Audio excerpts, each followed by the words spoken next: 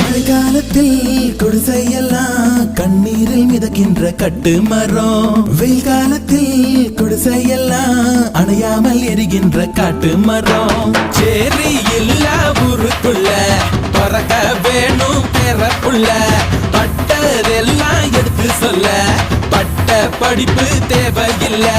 தீபந்தம் எடுத்து தீண்டாமை கொளுத்து, இதுதான் என் கருத்து. அடியும் அதையும் கலந்து வச்சு விடிய விடிய விருந்து வச்சா போக்கிரி பொங்கல், போக்கிரி பொங்கல்.